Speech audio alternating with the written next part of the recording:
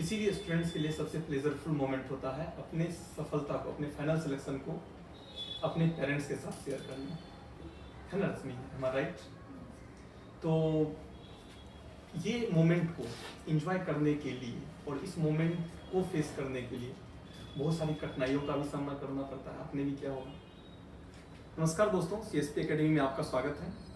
CSP academy के toppers talk series में आपका एक बार फिर से स्वागत है। पार्ट 2 है बेसिकली हमारा ये। पार्ट 1 में भी हम लोगों ने लिया था और पार्ट 2 में हम CSP एकेडमी से सफल छात्र का बैक टू बैक इंटरव्यू, उनके सफलता की जर्नी पे हम लोग डिस्कस करेंगे।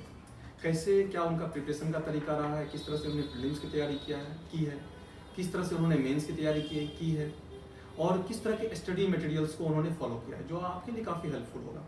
तो इस सीरीज में आज रश्मि हमारे साथ हैं, जो रेवेन्यू ऑफिसर के रूप में सेलेक्ट हुई हैं।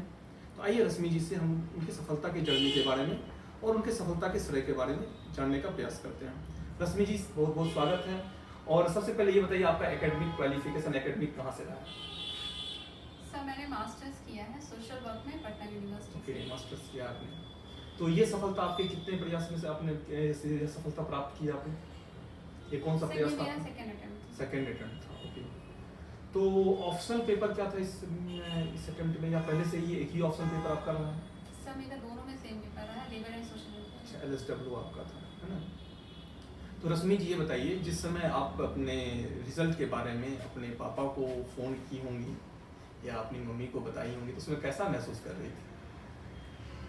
सर, एक्चुअली जब रिजल्ट आया उस समय मैं अपने मम्मी पापा के ही साथ थी। ओके, देखिए ये तो कोइंसिडेंस है, जनरली ऐसा होता है। देखिए यार, वेरी गुड, बहुत अच्छा। तो मैं उनके साथ में ही थी और रिजल्ट आया था तो रोल नंबर दिख नहीं रहा था और मेरे फादर बहुत ज़्यादा पैनिक हो चुके थे उस टाइम। अच्छा, रिजल्ट को लेकर? जी, बहुत ज़्यादा पैनिक थे क्योंकि फर्स्ट टाइम में रिजल्ट नहीं हुआ था तो बहुत बड़ी उम्मीद टूटी थी और फिर दूसरी बार में भी वही डर सामने आ गया था। तो उन्हें देखकर मुझे, मैं भी थोड़ा घबरा गई थी, बट मेरे भाई ने रिजल्ट को चेक किया और फिर रिजल्ट बताया कि हाँ हो गया है सिलेक्शन। चलिए, तो बहुत अच्छा लगा होगा। बहुत। चलिए हम लोग डिस्कस करते हैं। बच्चे अभी 67 प्रीलिम्स एग्जाम होने वाले हैं और प्रीलिम्स को लेकर के बच्चे काफ़ी उधेड़बुन में होते हैं, जो क्या करना चाहिए क्या नहीं चाहिए। प्रीलिम्स के लिए आपने क्या की थी, किस तरह से आपने प्रीलिम्स को प्रिपेयर किया था, क्या क्या स्टडी मटेरियल्स को यूज़ किया था और किस तरह से प्रीलिम्स की जाए जिससे प्रीलिम्स का रिजल्ट 100% सिक्योर हो, इसके बारे में हमारे स्टूडेंट्स को बताया। सर, मैं ये कहना चाहूँगी कि जब भी बच्चे आए इधर सिविल्स की ओर आए तो आप क्लियर रहे। हाँ, आप क्लियर रहे कि आपको सिविल सर्वेंट बनना है। उसके बाद तैयारी शुरू की जाती है। इसके 3 पेजेस हैं, प्रीलिम्स, मेंस और इंटरव्यू।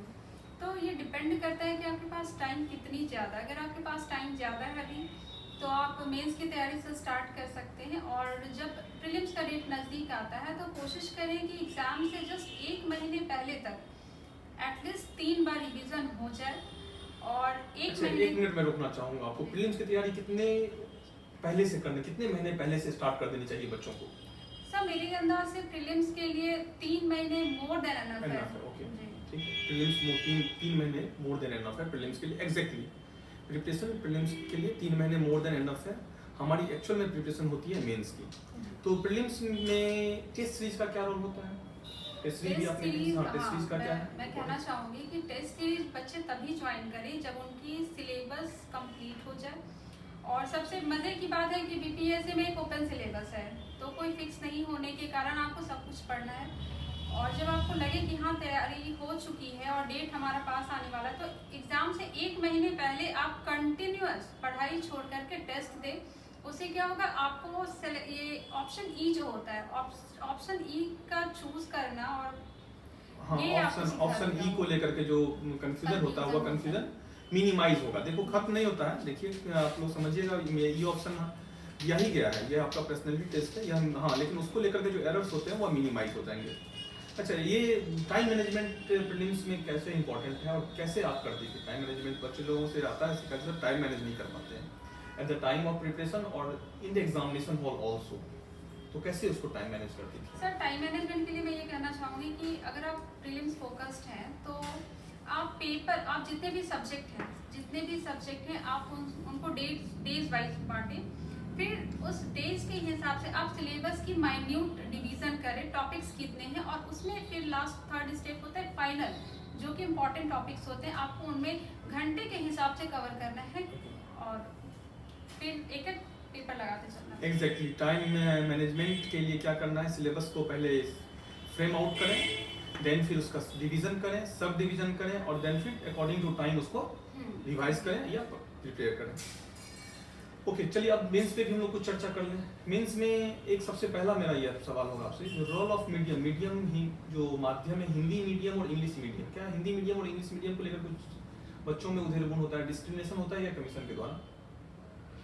सर मेरा ये मानना है कि ये जो उधेड़बुन वाला सवाल है ये बच्चों को सुनना ही नहीं चाहिए और अपने लैंग्वेज को सिलेक्ट करने में इस बात पे बिल्कुल भी फोकस नहीं करना चाहिए, क्योंकि हार्डली यदि होता भी होगा तो वो 10-15 मार्क्स का वैल्यू करता है, अदरवाइज नहीं। लेकिन जो मेन जो है हमारा तैयारी ही ये 10-12 नंबर मैनेज हो जाता है। ओके मीडियम बहुत बड़ा मैटर नहीं है। एग्जैक्टली जिस मीडियम में आप अपनी बातों को रख पाते हैं, क्योंकि eight the time of examination आपको इंस्टेंट आंसर डिजाइन करना होता है ना, पहले से प्री डिसाइडेड आंसर नहीं होता है। जिस मीडियम में आप अपनी भाषा, जिस भाषा पे आपकी पकड़ है, जिस भाषा में अपनी बातों को रख पाते हैं, वही भाषा आपके लिए लैंग्वेज क्या होता है, बेस्ट होता है, आइदर वो हिंदी हो या इंग्लिश हो। एग्जैक्टली अच्छा ऑप्शनल पेपर के लिए जो है मेंस जीएस की बात करेंगे तो स्टडी मटेरियल्स, क्या स्टडी मटेरियल्स जो मार्केट में कन्वेंशनल मटेरियल्स मिलते हैं क्या वो है इफेक्टिव है, क्या ऐसा कुछ होता है? सर मेरा मानना है कि अगर आप मटेरियल्स की बात करते हैं तो मटेरियल्स लाने के लिए या पढ़ने के लिए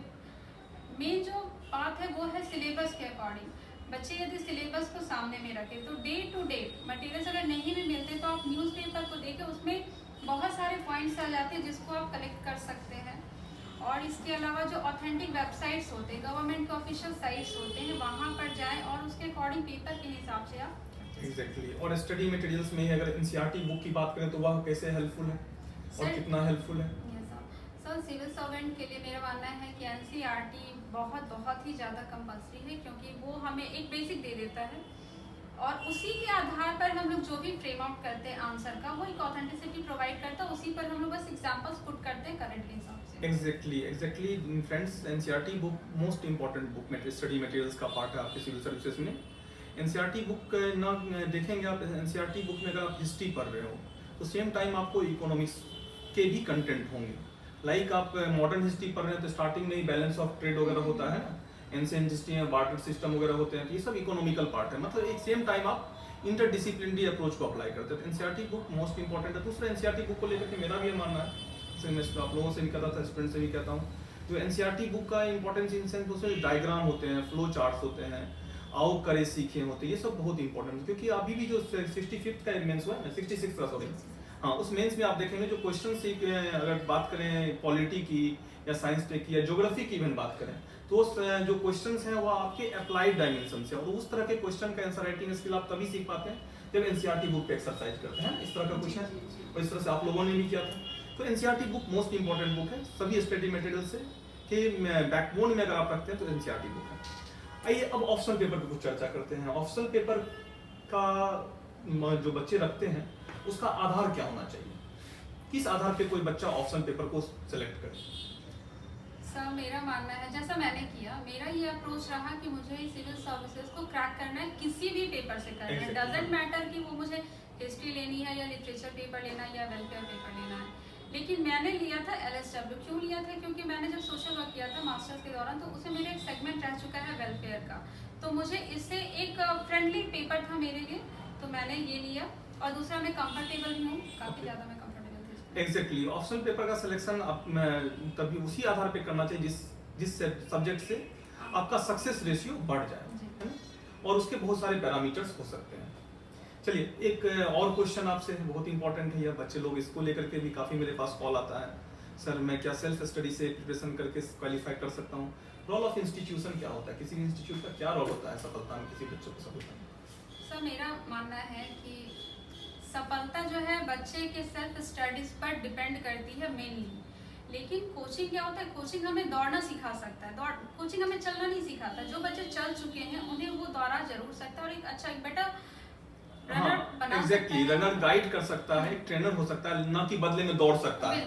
प्रीलिम्स आपको देना है, मेंस आपको देना है, इंटरव्यू आपको देना है किसी कोचिंग इंस्टीट्यूशन को, ऑब्वियस ही बात है। तो इसलिए जो है मेरा भी मानना है अगर बच्चों में पोटेंशियल है तो गाइड थोड़ा बहुत अगर फ्रेंड से भी, भाई से भी, या किसी आसपास के इससे भी, आजकल तो डिजिटल मीडिया का ज़माना है, डिजिटल प्लेटफॉर्म से भी अगर गाइड लेता है तो सेल्फ स्टडी से भी प्रिपेयर किया जा सकता है। कोचिंग इंस्टीट्यूशन में बैठ के मैं बात कर रहा हूँ क्योंकि यह नेचुरल है, जेन्युइन। हाँ, अगर आप कोचिंग इंस्टीट्यूशन से जुड़ते हैं तो आपको एक तरीका बताया जाता है प्रीलिम्स में कैसे करें, मेंस में आपका आंसर राइटिंग का अप्रोच क्या होना चाहिए। आंसर राइटिंग बहुत इंपॉर्टेंट होता है मेंस में, जो कि कोचिंग इंस्टीट्यूशन आपको इसको लेकर के ट्रेन करता है। तो ये इससे आपका एफर्ट जो है, आपका परिश्रम जो है थोड़ा सा कम हो जाता है, आपके एफर्ट में कोचिंग इंस्टीट्यूशन का यह वैल्यू एडिशन हो जाता है। तो मेंस आंसर राइटिंग का क्या इंपॉर्टेंस रहा है, क्या कोचिंग इंस्टीट्यूशन इसमें हेल्पफुल रहा है आपके लिए? बहुत ज़्यादा इंपॉर्टेंस रोल रहता है सर कि आप, हम लोग मेन से पहले कई बार हम लोग जितना हो सकता है मॉक दे, कोचिंग में आकर के दे, सेल्फ करें, जितने क्वेश्चंस होते हैं अदर स्टेट के वो सारे सॉल्व करें। इससे क्या होता है, एक परफेक्शन होता है और कोचिंग में हमें गाइडेंस मिल जाता है। एग्जैक्टली, हाँ, आंसर राइटिंग को लेकर के थोड़ा सा तरीका डेवलप होता है। चलिए, एक लास्ट क्वेश्चन हमारा आपसे है, किस तरह से जब रिजल्ट आप पहली बार असफल हुई थी और फाइनल इंटरव्यू देने के बाद रिजल्ट आया था और उसमें आपका नाम नहीं था, तो उस समय आपने अपने आप को कैसे मोटिवेट रखा था? बहुत इंपॉर्टेंट है, आप लोग ही समझिएगा। Success and unsuccess part of life होता है दोस्तों। सफलता और असफलता हमारे जीवन के दो पहलू। अगर सफलता है तो असफलता भी होगी, असफलता है तो सफलता भी होगी। तो हमें असफलता से भी बहुत घबराना नहीं है और सफलता से भी बहुत खुश नहीं रहना है। तो आइए समझते हैं रश्मि जी कैसे अपने आप को डिमोटिवेट कंडीशन में भी किस तरह से उसको फेस की थी और कैसे फिर नेक्स्ट टाइम के लिए प्रिपेयर की थी। सर, बहुत बड़ा सपना टूटा था क्योंकि एक ऑफिसर बनने का जो सपना था, ये कोई नया सपना नहीं होता है। तो जब फाइनल सिलेक्शन नहीं हुआ था तो समझ नहीं आया था कि क्या हो गया, और हिम्मत नहीं हुई थी कि घर पे मैं फ़ोन करके बताऊं कि हाँ पापा नहीं हो पाया। लेकिन ये अच्छा था कि मेरे घर से ही कॉल आ गया और उन्होंने मुझे बहुत कुछ नहीं बोला, बस यही बोले थे कि हाँ पढ़ो। एग्जैक्टली। तो देखिए, दोनों ही बातें हुई यहाँ पे। रश्मि जी जब फाइनल सिलेक्शन हुआ तो उस समय भी इन्हें नहीं बताना पड़ा और रिजल्ट नहीं हुआ तो भी इन्हें नहीं बताया, ये कोइंसिडेंस है। लेकिन देखिए, नहीं बताने, जब फाइनल सिलेक्शन नहीं होने के बाद इनको फ़ोन करने में भी कैसा लग रहा था, नहीं फ़ोन कर पा रही थी। ठीक उसी तरह से सिलेक्शन के बाद सबसे पहले फ़ोन का जो प्लेजरफुल मोमेंट होता है, दोनों में कितना बड़ा गैप है। तो मेरा मानना भी है, जो आप लोग भी इस तरह से इस प्लेजरफुल मोमेंट के लिए प्रिपेयर करते रहें। और सफलता एक दिन का नहीं, आज ये दिख रही है आपको तो ऐसा नहीं है, अचानक से सब काफ़ी प्रयास किया है इन्होंने, काफ़ी मेहनत किया है। तो आप लोग भी करें और सफलता मिलेगा ही, आज ना नहीं कल मिलेगा ही। और मैं यहाँ पे गारंटी के साथ कह रहा हूँ, बीपीएससी टफ नहीं है। अगर बीपीएससी की बात की जाए तो बीपीएससी बहुत टफ नहीं है। बीपीएससी का तरीका होना चाहिए आपके पास, प्रीलिम्स का स्ट्रेटेजी होना चाहिए, मेंस का स्ट्रेटेजी होना चाहिए। स्ट्रेटेजी इंपॉर्टेंट है, प्रीलिम्स की स्ट्रेटेजी का बैकबोन बोला जाए तो वह प्रैक्टिस सेट है, क्वेश्चन है, क्वेश्चन पे कितना आप ये प्रैक्टिस कर रहे हैं। और मेंस की बात करें तो आंसर राइटिंग प्रैक्टिस है, उसका आंसर राइटिंग स्टाइल है, आंसर राइटिंग स्किल है। तो इन्हीं सब बातों के साथ हम इस टॉपर्स टॉक के इस पहले सीरीज के सेकंड पार्ट के पहले वीडियो को खत्म करना चाहेंगे। और नेक्स्ट पार्ट में CSP एकेडमी से सफल दूसरे छात्र के साथ मैं आपके साथ चर्चा करूंगा। Thank you, thanks a lot.